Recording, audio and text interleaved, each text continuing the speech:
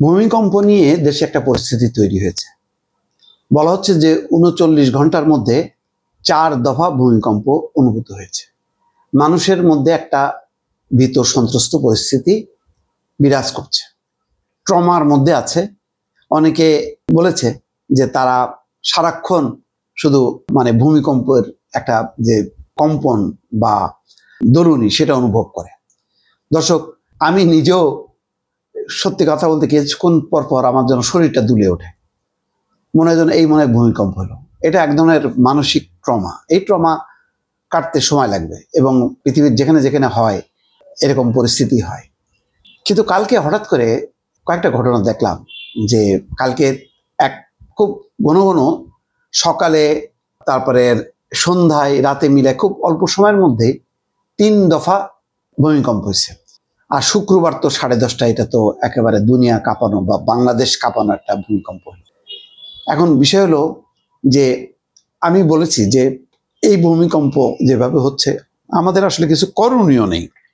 মানুষ হয়তো high rise building থেকে নেমে এখানে ওখানে বসবাস করছে, কিন্তু এর মধ্যে কালকে পলিটেকনিক ইনস্টিটিউটে দেখলাম যে যে ফাটল দেখা দিচ্ছে, ছাত্রাবাসে সারা রাত তারা বাইরে অবস্থান করছে। ঢাকা বিশ্ববিদ্যালয়ে আরো একটা অদ্ভুত ঘটনা ঘটলো, 2 সপ্তাহের জন্য ছুটি দিয়ে দিল। আচ্ছা, তারা কিভাবে বুঝলো যে 2 সপ্তাহের মধ্যে আবার ভূমিকম্প হইতে পারে?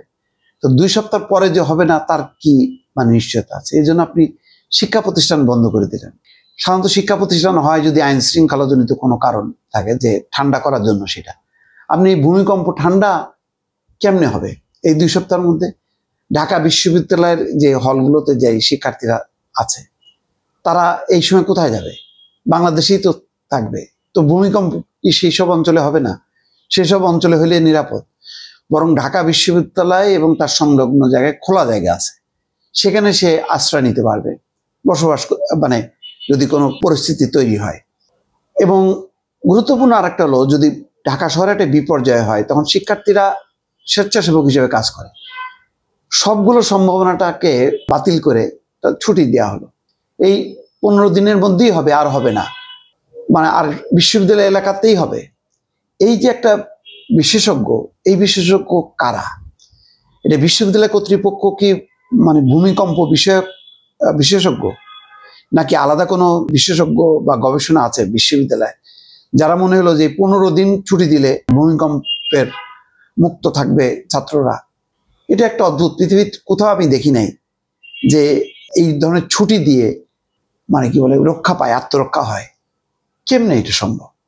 উন্নত দেশ, তুরস্কের মতন দেশ, তারাও টের পায়নি। পৃথিবীর কোথাও বোঝা যায়নি যে ভূমিকম্প কখন আসছে, সেই সতর্কতা কেউ বুঝতে পারেনি। এনারা কেমনে বুঝলো আমি এটা বুঝতে পারি না।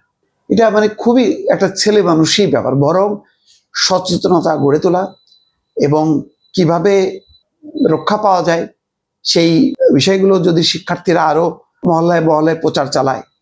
এবং সবচেয়ে বড় কথা হলো, আমি তো আগেই বলছি যে আমাদের এখানে আর আসলে মৃত্যুর কাছে অসহায় আত্মসমর্পণ করা ছাড়া উপায় নেই।